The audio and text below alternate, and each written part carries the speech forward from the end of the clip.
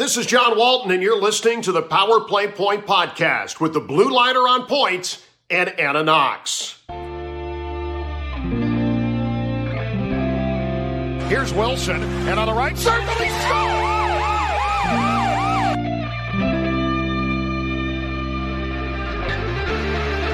Rebound loose, wild scramble in front, score! Ovechkin with a buzzer beater! It'll count! And a hat trick tonight, number 21,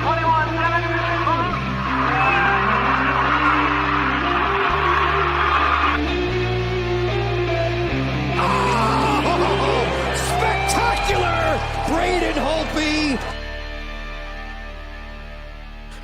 Hello, welcome once again to the Power Play Point podcast.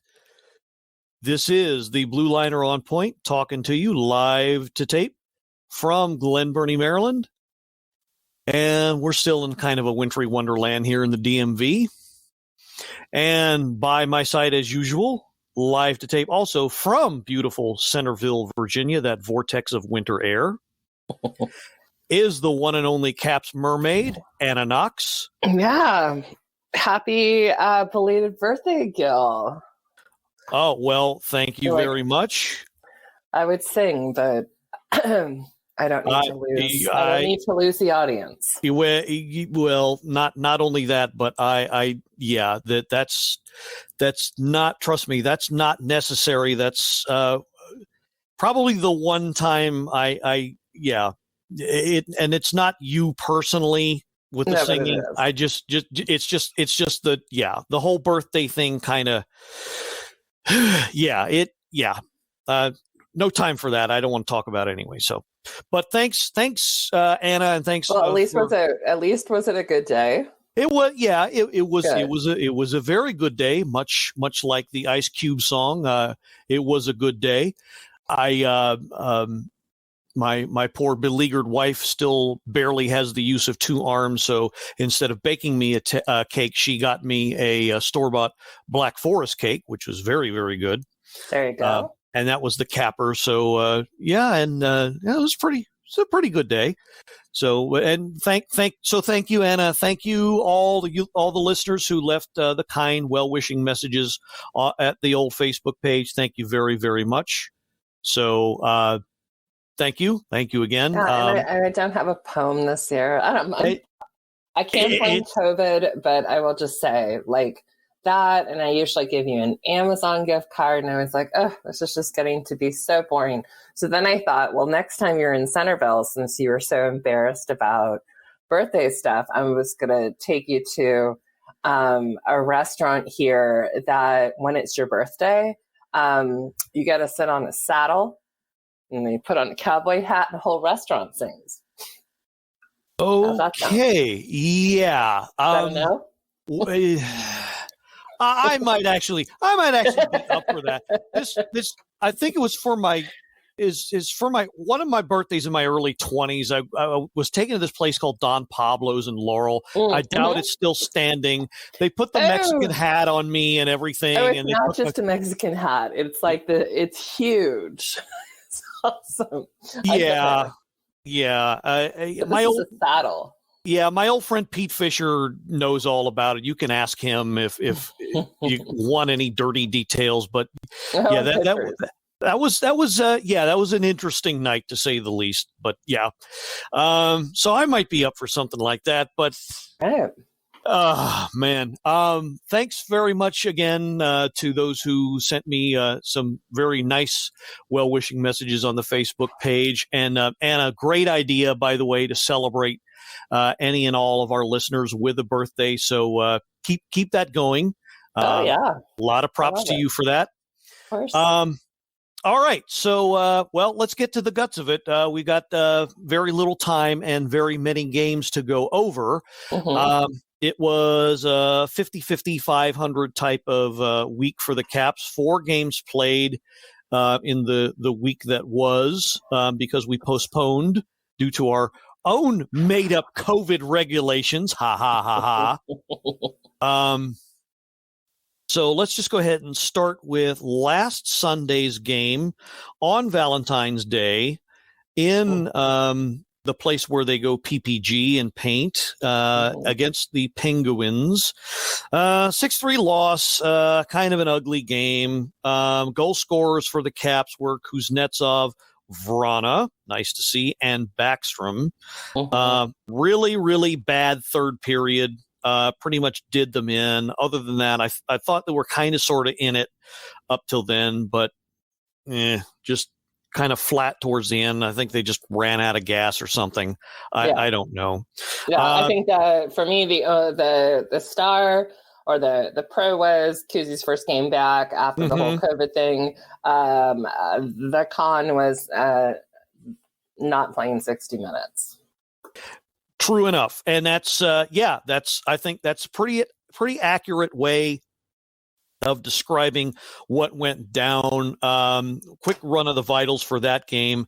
Shot advantage, 38-31, flightless birds. Face-off dot, boy, how about this weather? Oh, my God. 61.7% for the winners, and I don't mean the Caps.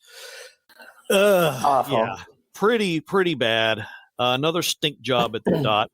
Power play was 1 for 4, gave up 2 chances to the Penguins. They converted on 1. They out-hit the Penguins, but that's not where the game is won, unfortunately, so didn't really matter. But yeah, it wasn't so much penalties that gave them. It's not like they didn't have their chances on the power play. So yeah, like you said, exactly. Lack of 60-minute effort, and yeah, it just didn't come to play in the last period, and it sucked. All right, so moving on to the next game, which was Tuesday the 16th. This one much better. Some have said probably the most complete game the Caps have played all year. 100%. For sure. So we'll go over that with a little more or less deliberate speed. No score in the first. Connor Sheary opens the scoring, 4:52 in the second with a wrister, his third of the year, assisted by Panik and Jensen. That whole third pairing continues to be awesome and produce. Let's see, about 6.5 minutes later, at 11:31 in the second, Jacob Vrana scores back-to-back games, his fifth, assisted by Oshie and Backstrom. Little shifting of the lines there. Coach Laviolette kind of tinkering with what he's got, seeing who's producing what. So Vrana looking to be the beneficiary of that. His fifth of the year, as I said, Oshie and Backstrom on the assists for his wrister. Let's see. Lars Eller with the icer, 109 into the third, making it 3-0. And then Zach Aston Reese gets one with about 5 minutes left to spoil the shutout for V squared. The 3 stars of your game, Richard Panik, V squared again, and Nick Dowd as adjudged by the media. Shots on goal, 42-27 for our Caps. So much better effort. Face-off, split down the middle, 50-50. Yeah. So much better there. Power play, nobody scored for the Caps, but then again, nobody scored for the Penguins either. So really, really bad job in one sense, but great job in another for at least the PK. Hits were about even, blocks were about even, yada, yada, yada. Shots on goal per period told the tale, 15, 18, and then 9, kind of tailed off at the end. Slightly less than 60-minute effort, but it was more than enough to get the win. And like everybody's been saying, very much a very complete effort this time around. Yes. And so Caps get off the old schneid. It was a 4-game losing streak they had been on. A very much needed improved performance against the Penguins. All right, so we move on to Thursday night. And oh goodness, you know what? I forgot. We have not 4 games, but 5 with the one I forgot about today's game.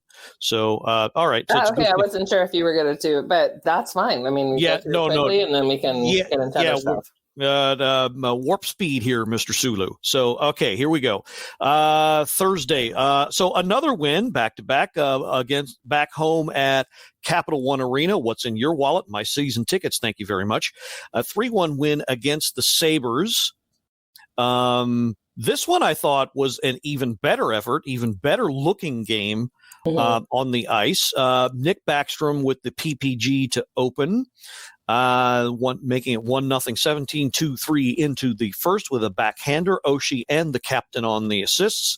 Okay, and who should come a-calling but Mr. Tom Wilson, 6:38 into the second with a short-handed goal. How fantastic is that? Got to love that. And this, and not because it's you, but this sucker deserves a replay. So I am going to go to the videotape. Please do. We're going to watch this. Okay, so basically, he pretty much created this play nearly by himself. Works hard along the boards, makes a steal, goes down the ice, down the left wing, fakes in and out, and underneath the pad of Linus Ullmark for the shorty, giving the 2-1 lead in the second, which, as it turned out to be, the game winner. Yes. So awesome. Watching it again, nice deke at the end, just tucks it in, and the red light. So, it was pretty much all him. Hard work along the boards and just everything you want in a guy that was drafted in the first round for a lot of reasons, not just his physical play, but obviously got some skill, and he showed it there. So, all right, so that put them up for good. So on to the third real quick here. Connor Sheary, his fourth, 7:28 in the third with a wrister. Victor Olofsson shutouts, spoils the shutout bid for V squared when the Caps gave up a late power play. But the damage had pretty much been done. 3-1 win for the Caps. V squared the number one star of the game. And Nicky Backstrom with the number 2 star. Tom Wilson with the number 3. I think that ought to be disputed, but you ask him, he won't care. Win is a win is a win. Shots on goal. Maybe the Caps kind of got away with one here. Only 21 for the game versus 23 for the Sabres. Much better effort at the dot, 51.3 win percentage. They only got one power play, but they converted on it. So special teams were very special tonight, that game anyway. So one shorty converted and one power play converted. Other than that, they weren't overfeeding the cat because they managed to stay out of the box. And yeah, it was a pretty good game all around, I would say. Shot totals unusually low for this team, but other than that, no complaints here. No.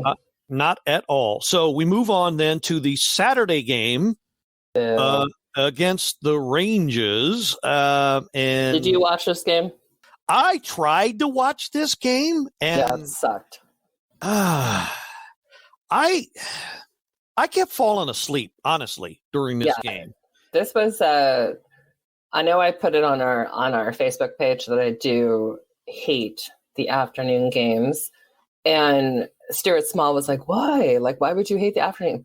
Because look at our record. The afternoon games are just not pretty for the Capitals. And this proved it.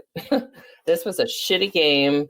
And man, did they just look completely disconnected.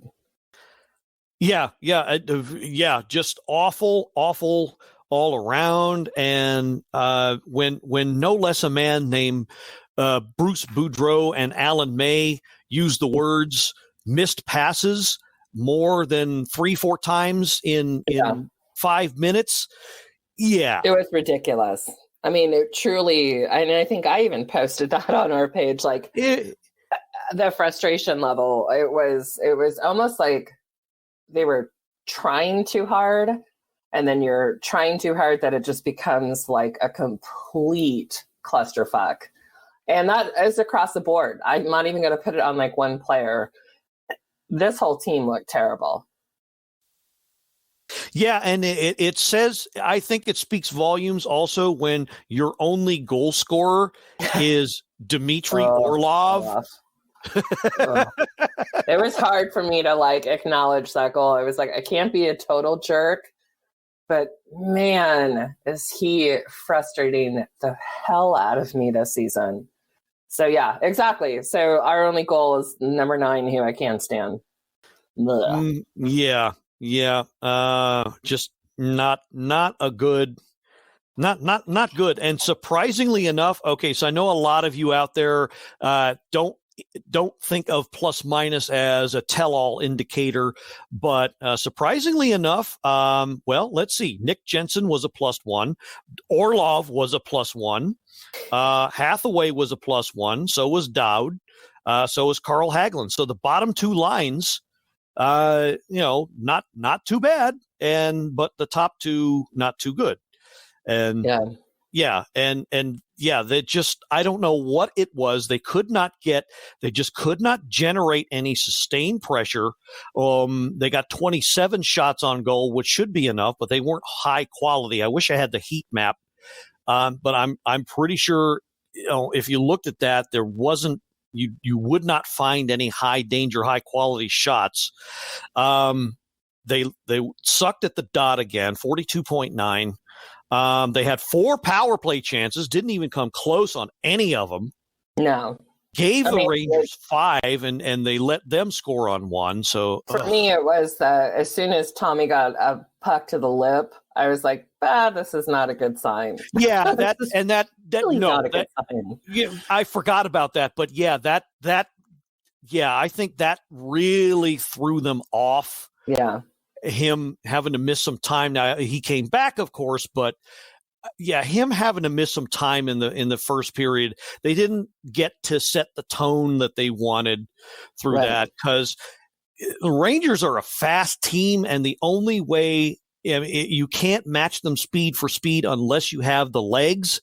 Mm-hmm. Well, they don't.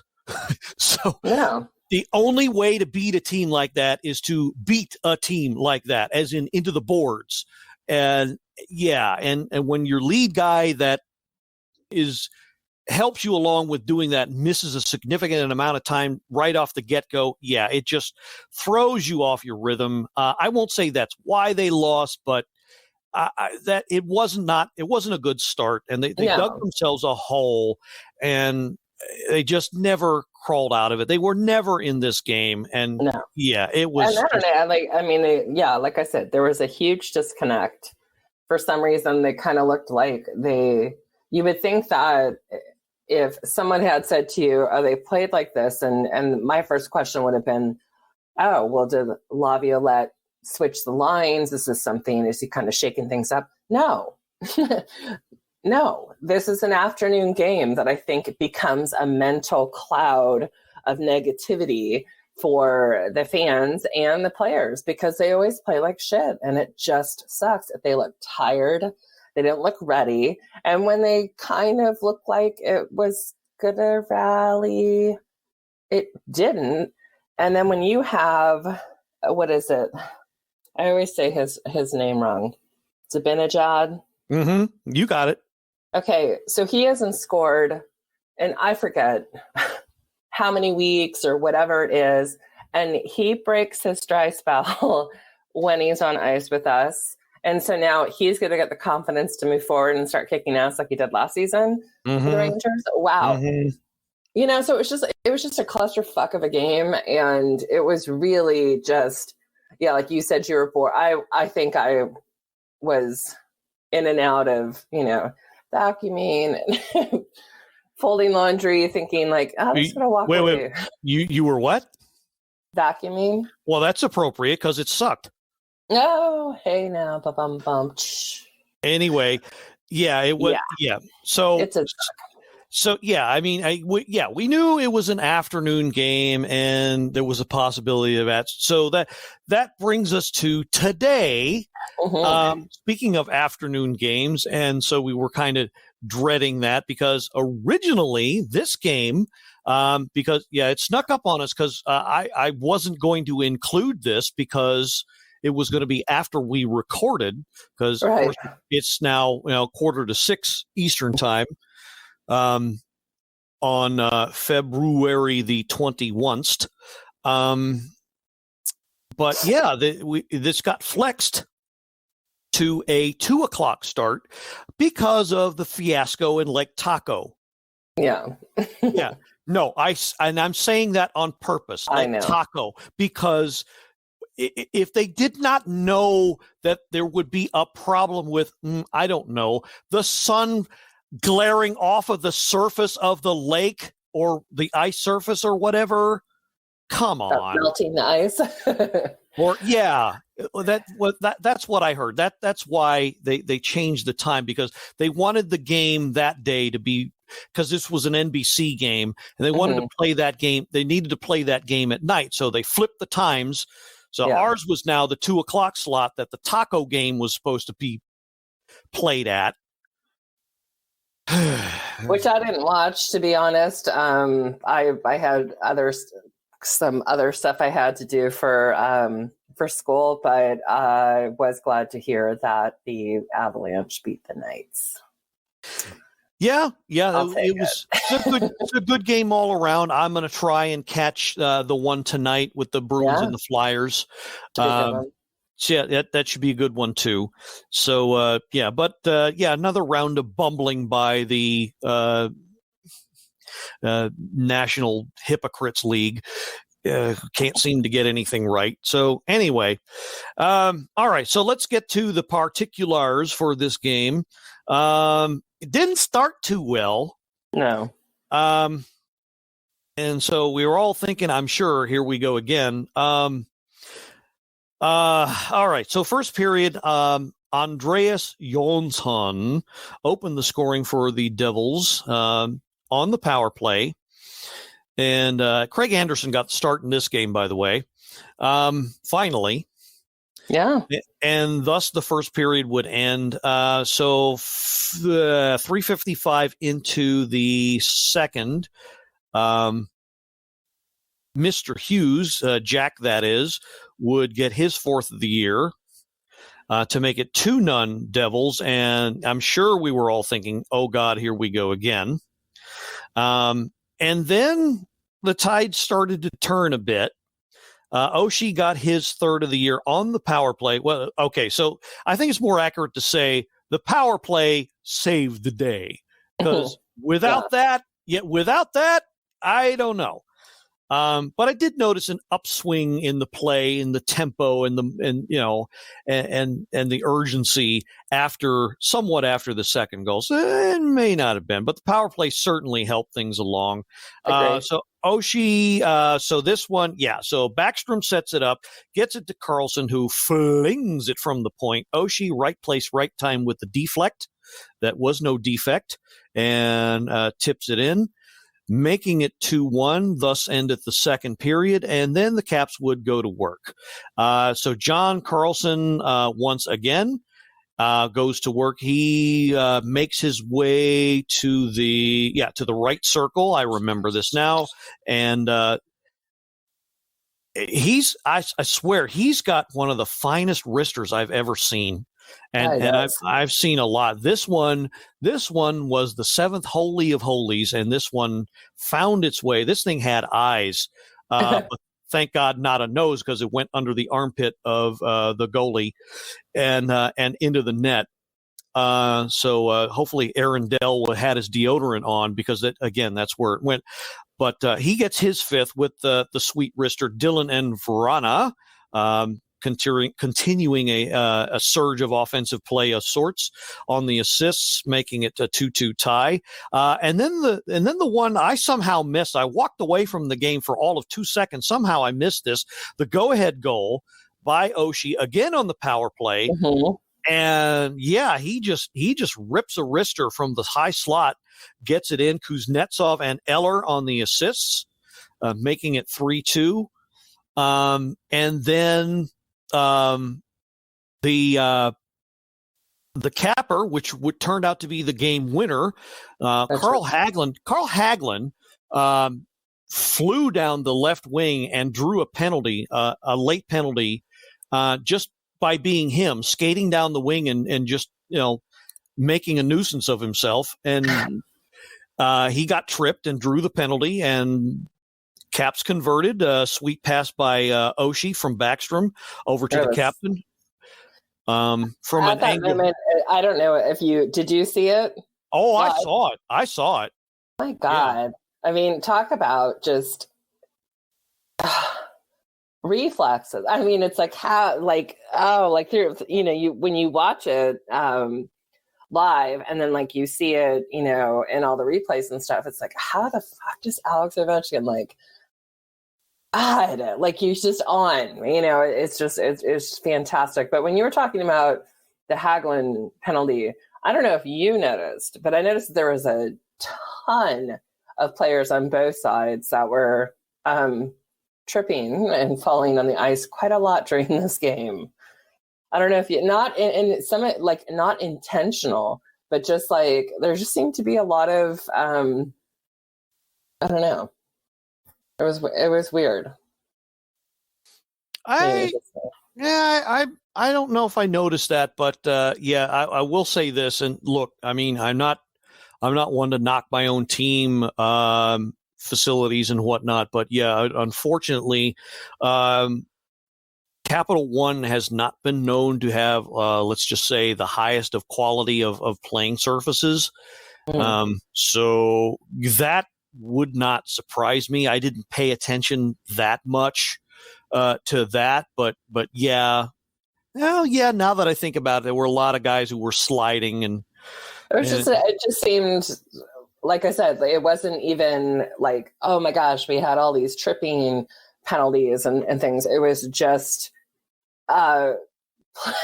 players, sliding, falling, whatever, when there wasn't anybody even around them. So it just seemed like a really weird, like, you would think that they were playing at Tahoe. Yeah. True. Very true.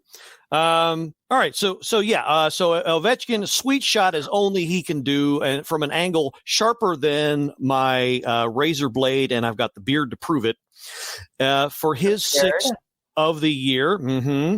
And also on the power play, as we described, drawn by Mr. Carl Hagelin, which turned out to be the game winner, as we said.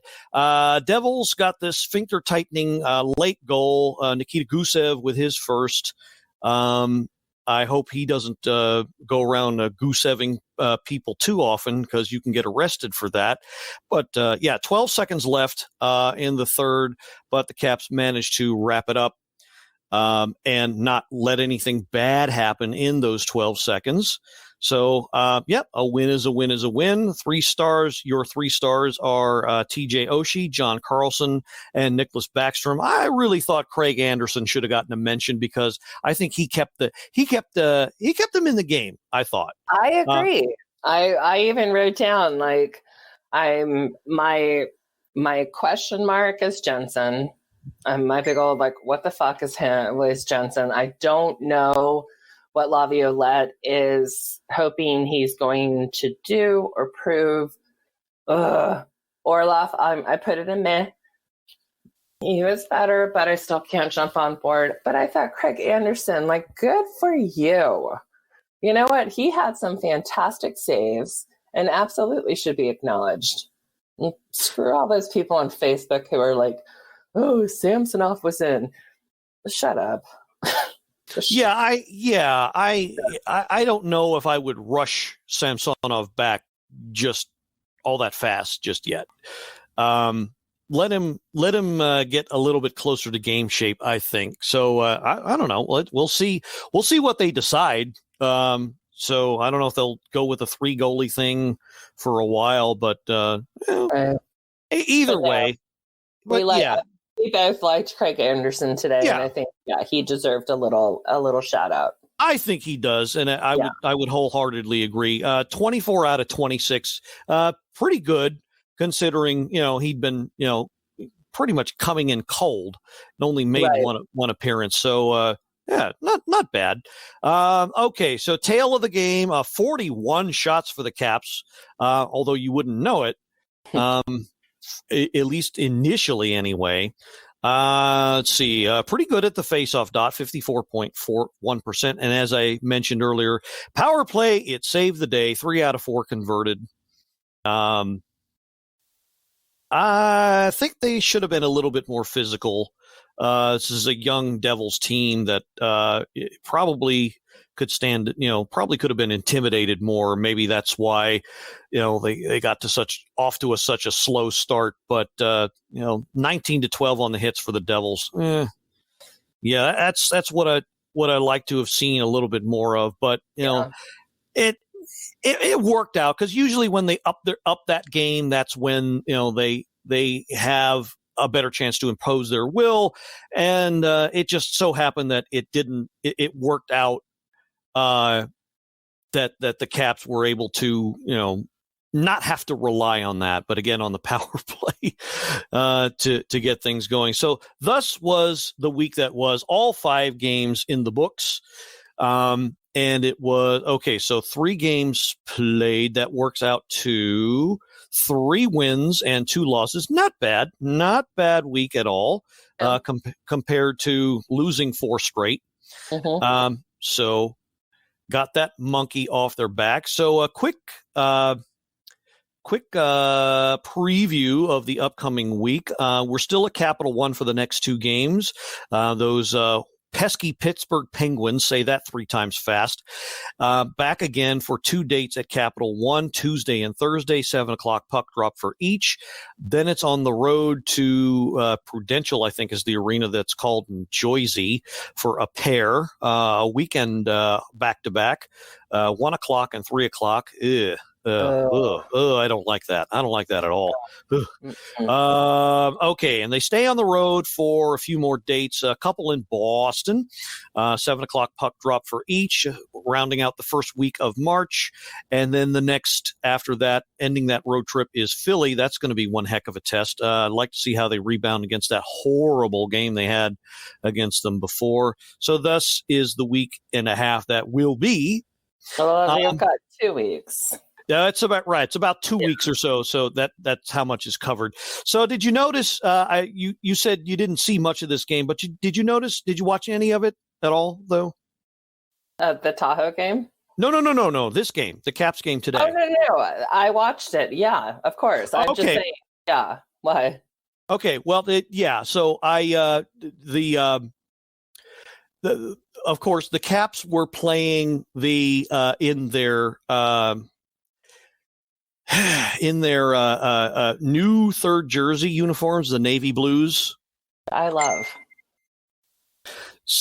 You do? I do. I don't know. Well, let me run this by you. This is kind of what I think of when I see them playing in those jerseys. So I don't know. It's just maybe it seems a bit. I don't know. See, let me run this by you. Let's see what you think.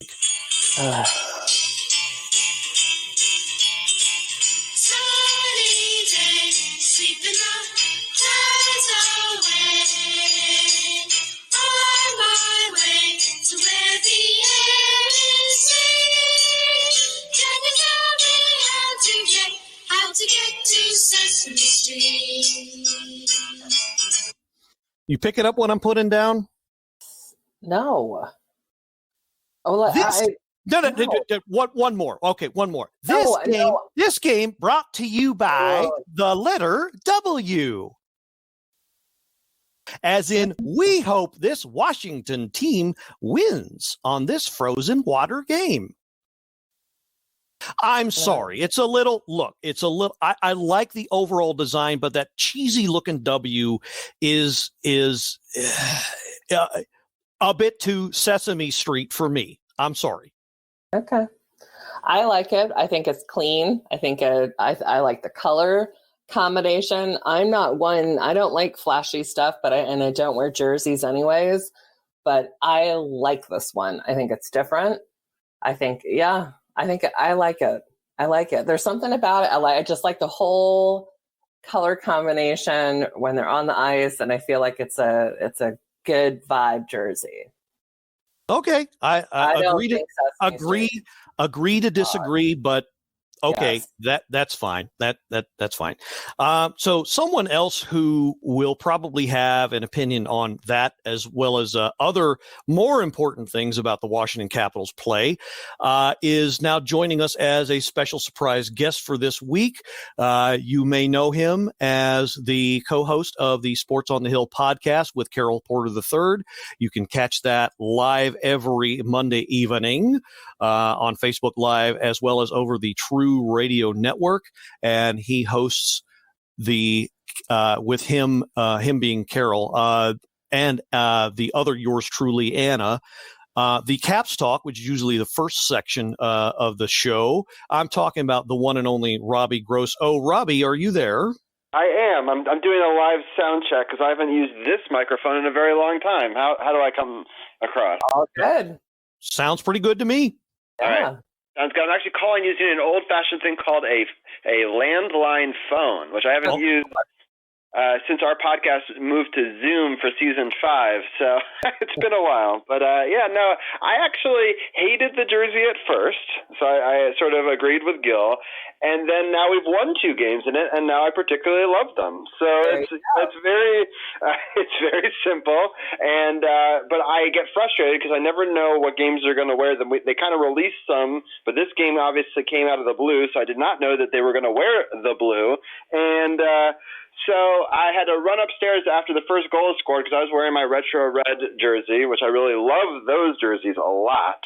And I ran upstairs and I have a District of Champions merch, shameless plug for my podcast, Sports on the Hill podcast. And it has Washington Capitals Championship 2018 on it, and it's blue. And when I wear blue and they wear blue, somehow they come back and win. The one time I didn't do it when they wore blue, they lost. So I was like, I'm going to try it again. It's superstitious, I get it. And they came back in the other one that time too, and it worked again. And so now I will just remember to wear my merch when they wear their blue, and it will be great. And the one difference I would have done with the blue jersey is keep the Screaming Eagle or some modification of it and put that on it. And then it could have been the retro one, which they only get a couple of games that they get to play in, and the third jersey. And we got to keep that retro Eagle going as a theme, through multiple different stuff, especially because the retro redo is only for this year, but that blue one could maybe be for a couple of years. So yeah, I agree. And I do like the retro one. And I think what I saw today was that they're going to wear the retro jersey when they play the Penguins on Tuesday. Great. I love that. I want to see them in that. So I'm looking forward to that. You might be onto something there with the regular blue. I didn't much care for the Screaming Eagle in that hokey aquamarine-ish blue that they had in the 96 to 2000 uniforms, those ones. Never cared for that color. I became a fan, Gil, so I know those jerseys well because that was the beginning of my Caps fandom, is when they switched to that. The very sort of beginning of Ovechkin's career, he wore the Screaming Eagle, and it's definitely an interesting look. It's not for everybody, but I definitely would love to see it both in this sort of retro redo, which kind of has this cool angular vibe to it, and then I would have liked to have seen it more in a traditional one, like with this blue one. And I agree, because I like the blue because it pays tribute to that Navy game where we won. And so, if we could keep that kind of vibes alive, I could maybe get behind it. And we are red, white, and blue, and it's been a while since we pushed the blue side of that. It's just hard because we were part of the Rock the Red era, right? So you always rock the red. I mean, I'm wearing red Caps pajamas right now, so you always rock the red, and it's kind of hard to get into that mindset that you have to rock the blue. But overall, I was happy that they at least woke up in the second half of the game, which is obviously the more important part of it. Absolutely. Okay, so thus endeth the what's in your wardrobe talk. So the reason, we won't get into the Commando talk this year. We haven't really talked about it, but anyways, go on. I think it's a little too cold for that, at least right now. Nope. Yeah, but yeah, the main reason, and we were kind of hopelessly planning on having you on, Robbie. So I do appreciate your making time. But we were planning on having you on. It's kind of tradition around here because as the standings stand, the Caps have reached the quarter pole of the season, and so we usually have yourself on to kind of give an evaluation of the team because that's such a significant marker in the season. So going over the more direct standings in the Mass Murderers East grouping as they stand after today's action. Well, not all of today's action because there's one game left to be played. So Boston has played 15 games, won 10, lost 3, 2 overtime decisions for 22 points. Caps are right behind them, playing 17 games, 9-5-3, 21 points. The Flyers, 14 games played, 8-3-3, 19 points. Penguins right behind them, 9-6-1, 19 points. Right behind them, 8-6-3 are the Islanders, right behind. Well, not exactly right behind them, but no less further as far as breathing distance are the Rangers, only 2 points behind, 6-7-3 at 15 points, and then come the Devils, 1 point behind, and the Sabres bringing up the rear. But basically, you have little margin for error at all. It's literally one win that separates you from either making it into the playoffs or not. So, again, the reason why we have you on is we usually ask for your help in kind of an evaluation of this team now that we're about a quarter of the way through. So what are your thoughts on how this team has done low these 17 games?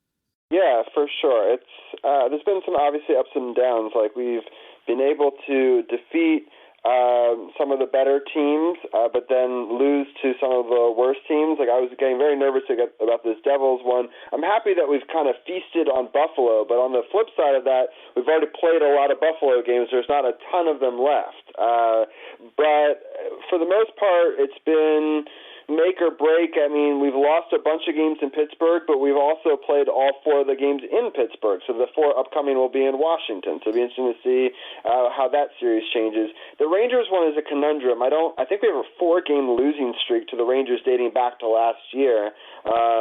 And that's frustrating because they're obviously behind us in the standings, and you have to take advantage of those opportunities. I was happy to see that they came away with a victory today. Before today, they had not won an afternoon game, so that was problematic, especially knowing that next Saturday and Sunday we were back to playing the Devils in the afternoon, which seems like it was challenging, at least at first, for the Capitals today. But overall, I think I'm happy that they were able to force a lot of games into overtime and get some points out of some of those early games while they were trying to find themselves, and we were able to sort of bring that forward. And those extra points that end up still being in the row category because it's an overtime win, or being able to even force a shootout or overtime loss and gather some points that way. We were able to come away with 21 points, which is really important. Now, you've talked about the standings. The amount of games played seems very different for all these teams. If you're looking down that line, I mean, we've played 17, but Philadelphia's only played 14. New Jersey's only played 13. So it's the quarter-way mark for us, but not necessarily all the teams yet. And so there are games that they're obviously going to make up, and those can make up some points against us as well. So it's right now, in my mind, I can't say we're better than Philadelphia, even though we have 2 more points, because we've played 3 less games. So it'll be interesting. If they were able to beat Boston, for example, tonight, I would argue that we then jump back down in the 3rd place, which might be actually where I think we are at the quarter of the way mark. Philadelphia, I think, has been very dangerous for a lot of this, more dangerous obviously than Pittsburgh Islanders, and Boston has been a surprise to some, but they shouldn't be. I mean, they were a President's Trophy winning team, and they were playing really well before the COVID break really kind of ruined their season last year. So it's interesting. I think that we do fall in the top 3, but that 4th spot between Pittsburgh Islanders and even the Rangers, who are their new young star is starting to make waves a little bit, or at least you can't leave him open in front of our goaltender in that game yesterday. So I think the Capitals are doing well, but obviously there's still room for improvement, and they need to learn to play a full 60 minutes because right now they're playing 40 and hoping they get away with it. Agree. Yeah, and not to beat on a dead horse, but you made a comment about the disparity in the number of games. For example, the Devils have played 13, and the Caps have played 17. I don't want to start an argument, but I'm going to take another shot at the league here, and that's no thanks to the league, playing pick a card, any card with the schedule, and not evenly. And that was my beef with what I said last episode with the policy, the COVID policy, is that it was not being applied evenly and fairly across the board. I think it looked to me, the optics looked like they were picking and choosing when to apply it. And that was my argument. And you and I, Robbie, we did a back and forth about, you proved me wrong in that the Caps were rightly fined because of a second violation. Okay, that's true enough, but I still say that the league still needs to figure out what it's doing here when it decides when to schedule games and flex games and change when they're played and whatnot. Because even though on paper, technically all teams would be affected, it's the timing and what goes into the rationality of deciding all that. So that's a dynamic that I think the league really needs to own up to and be more responsible for and try to figure out how not to adversely affect any of the teams when they make that decision. So I'll end that argument. I have a response to that, Gil, because I think that it's important, because I think you're making some great points, especially for the Capital schedule this week. So when I did like a little, I know that you guys didn't do a show, and we didn't really do a show on President's Day weekend, but I wanted to at least get the schedule out there and just a couple of brief remarks. That way it's not 2 weeks since we had talked to the people. And one of the things was just trying to get a schedule out there and let people know when the games were happening. I didn't know if the Buffalo game would even happen. It turns out a game later that day happened for Buffalo, and Buffalo was able to play that Thursday game. And then the two games we thought were the weekend were going to both be against the Rangers at 7. And instead, they move.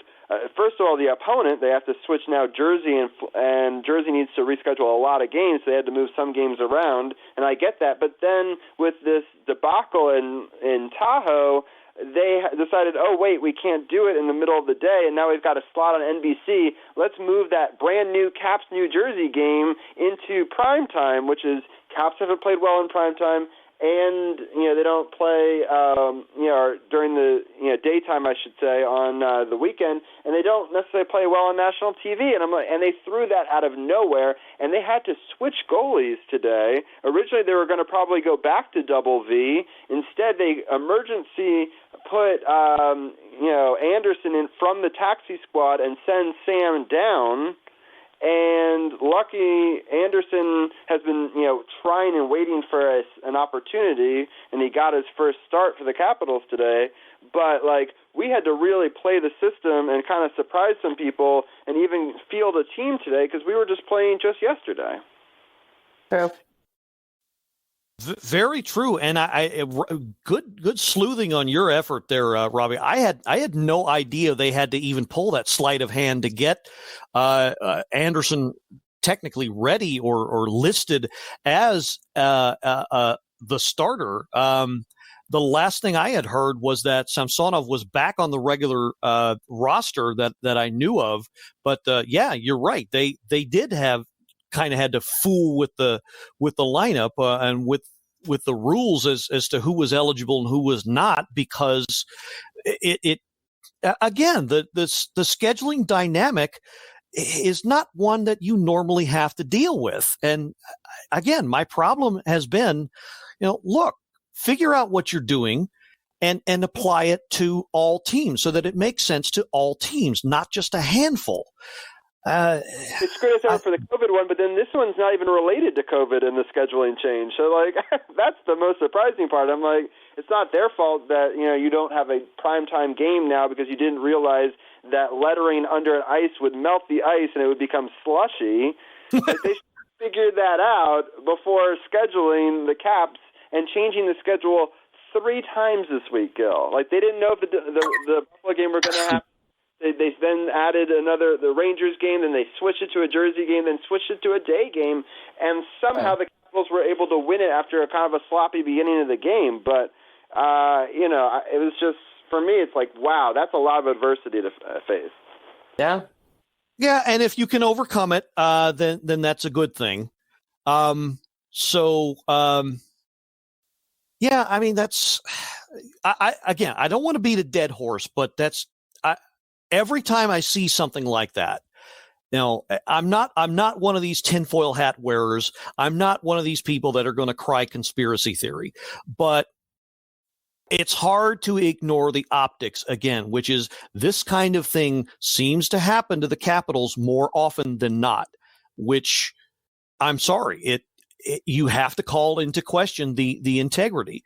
How is it not coincidental that this kind of a thing affects the Capitals more than any other team in the league? And that's my final point, is that whatever they're looking to do with this schedule needs to be done and considered evenly, considering all 31 teams, not just one or two. So that's all I'm going to say about that. So I don't know, Anna, did you catch what Robbie was saying, Anna, about how this team was playing over these 17 games? And if so, did you have your own thoughts about how they performed overall? No, I'm sorry. I had to use the bathroom. No, I didn't, but I don't know if it could be all wrapped up in that inconsistency word that we all love, maybe. Yeah, I mean, that's very a good true.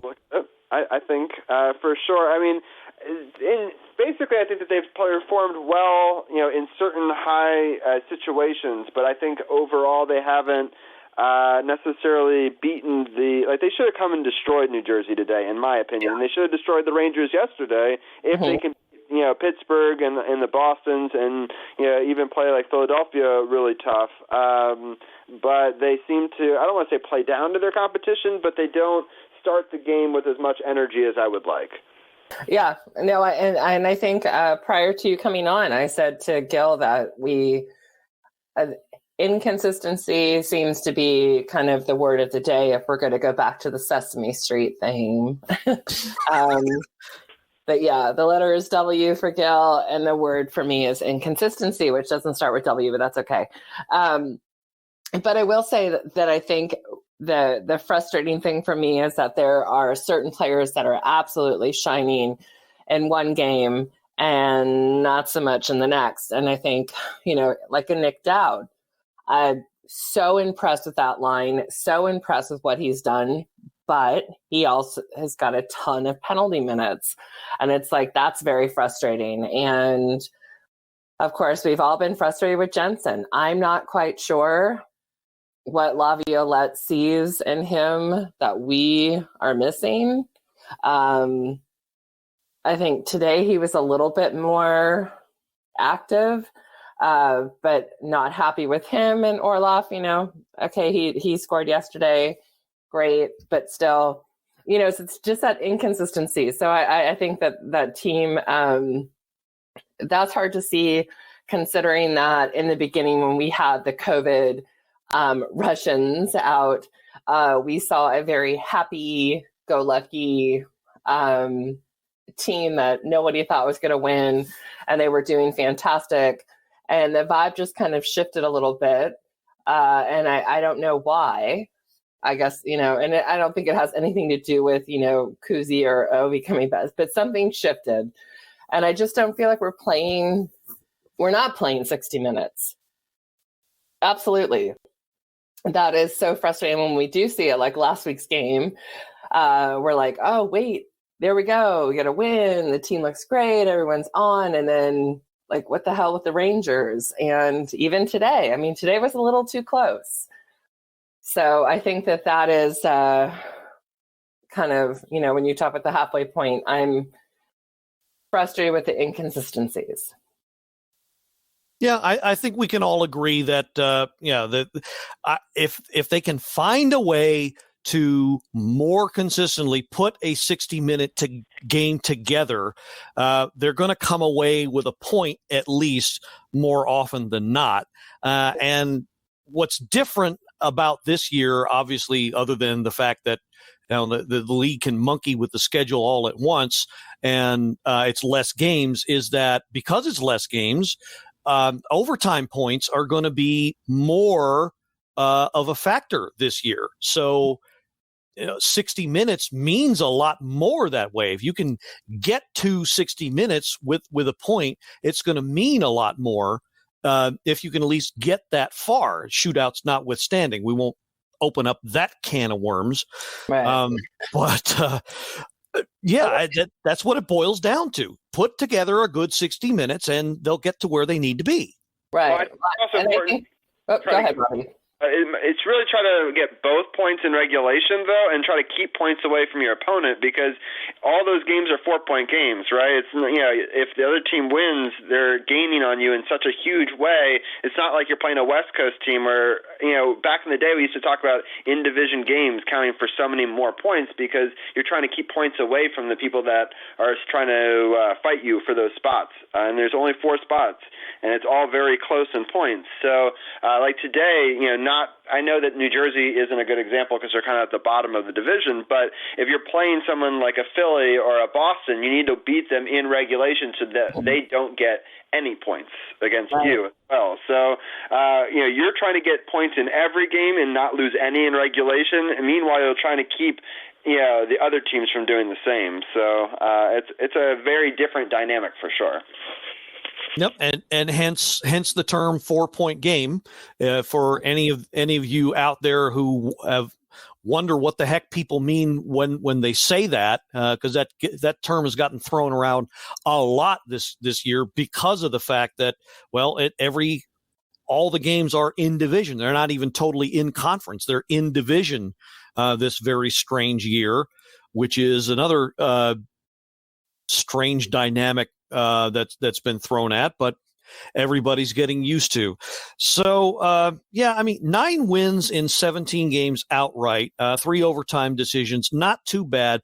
That gives you, if you want to run the numbers, that gives you a 61.8 points percentage, which is not bad, but I'd like to see them up that in the coming weeks and kind of put a little distance between themselves and perhaps the third and fourth place teams. Okay, so great analysis, you guys, for the first 17 or quarter games. I think we're coming towards the end here. Can I ask you a quick question before we wrap up? Sure. Do you ever watch the other divisions now? So this is an interesting dynamic. Some people are just going to watch the East now that you're a Caps fan, and some people still watch other hockey because they're like hockey purists or whatever. And I know this is a Caps podcast, and so we always talk about Caps. But, it's really been interesting to see how the other divisions have kind of shook out, through this realignment. Because, there's new teams in the East that weren't there before in the Boston and Buffalo. One team shot to the top of the division, and the other team is sort of the team that everyone's feasting on. Because last year, almost all the teams in the Metro Division made the playoffs, with a couple of exceptions, but so many more. And the East looks stacked from the beginning, and you kind of see that they're feasting on each other, so that point totals are lower. But if you look at things like the Central, Carolina, which used to be a Metro team, is on top of that. Florida, which used to be a Southeast team, another capital old rival, is right up there doing well. And then you got Chicago and Tampa Bay, and then Columbus, Dallas, and Nashville and Detroit are towards the bottom. But it's surprising because Tampa and Dallas were in the Cup final last year, so I expected those two to be 1 and 2 in that division. And then in the West, St. Louis and Vegas, Colorado, and Los Angeles, it makes sense that they're on the top, and I think that one makes more sense. And then there's this really weird North Division where 4 teams make it out of 7, which is kind of easier to get in, and I think that a lot of those teams are terrible this year, and Toronto is feasting on that. What are your thoughts on the NHL as a whole, sort of at the quarterway mark? Well, I hate to dismiss it, and it makes for, I guess I'm of two minds about it. It makes for a lot of interesting games that you probably would not see, interesting rivalries that you probably would not normally see because of this alignment. A la the Scotia Butter North, all those Canadian teams being lumped together, the hodgepodge disc hover Central. Where the hell did they get the idea to lump Carolina and Florida with Columbus, Dallas, and Nashville? I'll never know. So, I mean, it makes for very interesting matchups on paper, but I don't think they knew what they were getting into when they lined everything up by this. And of course they had to go by COVID protocol, which says, look, let's keep Canada separate, which is why they have their own division. And like you said, the Toronto's feasting on the weaker teams in that division. I really thought Winnipeg would do a lot better. They're not. I thought Montreal may have been doing better. They're doing okay. They're hanging on to that last slot. I try to catch some of those games. That's probably the most interesting out of the other divisions. The West, like you said, I figured that would work out the way it has with St. Louis, Vegas, Colorado, and the surging Kings. And because everybody else is just dog meat in that division. But yeah, I guess the one surprise to me is the Canadian division, and that's what I'm going to call it. I refuse to review or refer rather to these fake corporate names that the league has compromised with them. The Canadian division is the biggest surprise to me, so I'm going to try and see if I can catch more of those games. But Edmonton's been a pleasant surprise in that group. I thought Calgary, like I said, Calgary, Winnipeg, and Montreal would have done better. They're not. But yeah, like you said, when it comes down to it, yeah, it's Caps or almost nothing. So it'd be nice to catch more of those games, but everything's so compacted. Everything's so, this game to the next game there's not a whole lot of time. So, I gotta focus. I gotta focus on the Caps, and that's where. Right. I feel the same way. That's why I was kind of curious. But the other thing that's interesting is now with this new alignment is you're going to have 4 versus 1 and 2 versus 3, and then there's going to be a division kind of championship, and then it's going to be like Final Four style, like March Madness at the end. So a Canadian team makes the Final Four, even though looking on paper, I don't know if any of them would have in the old conventional system. And so it might be Toronto's way to finally get out of the first round and maybe even make it to you can't even call it a conference final. We'll have to call it the Final Four. And, it's going to be just an interesting playoff bracket. And I'm excited for it. I know we're still got a little ways to go, but it's interesting to see how this is all going to shake out. I mean, it makes for interesting games on paper because you're not going to have your usual matchups in some plates, but I don't know. It's also at the same time a bit convoluted. So I guess it's a matter of taking the good with the bad. So that's my take on it. Yeah, makes sense. Okay, so I think we'll wrap it up with that. Good question at the end, Robbie, and of course, love having you on. As always, to help us along here. I just want to make a real quick announcement at the end here, now that we're coming to the end. This, of course, is the 3rd week of Black History Month. And so I want to make a special announcement to our African-American listeners out there in that community. I would like to have as many of you on as possible. And of course, we're not gender specific either at all. We would love to have the ladies on as well, but, anyone of the African American community out there, especially if you're in the DMV and have been a Caps fan for any amount of time, can you just start it this year? You don't have to be a longtime fan like Stuart Small, but anybody who's a regular Caps fan knows the team fairly well. And regularly watches the games. We'd love to have you on. Talk to us about your experience as a Caps fan so far. Again, whether it's been 1 year or 10. And yeah, that's what we would like to dedicate next week's episode to, and have you all come on and speak and just give your 2 cents as to what that's all about for you. So okay, so that being said, we're going to stop here for Mr. Robbie Gross. And again, you can see him, see and or hear him, and Mr. Carol Porter III, as well as Anna for Caps Talk on the Sports on the Hill podcast. That's on True Radio Network and Facebook Live, every Monday evening at 9. So for both himself and the Mermaid, Anna Knox, who I understand your equipment is dying. I have to do better. I plug it in the dining room and I come to like my little school office and think that it's going to last for at least an hour, and apparently it doesn't. So go ahead and make your Mac joke. Oh no! No. No. I'll leave that alone. I will leave that alone this time around. I will say though that, and this is. So thanks for indulging us once again, you out there in the on the other side of the earbuds, the speakers, what have you, whether you be in the District of Columbia, State of Maryland, and of course the Commonwealth of Virginia. This is the Blue Liner on Point, signing off and reminding you. I want to tell you, I love my furniture. Me and my recliner, we go way back. Yikes.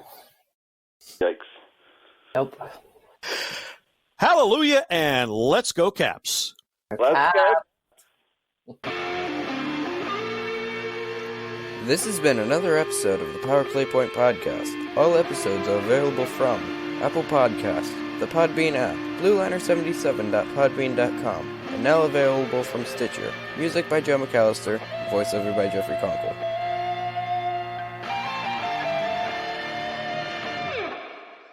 Good morning, good afternoon, and good night, Power Play Point podcast. Thanks for listening.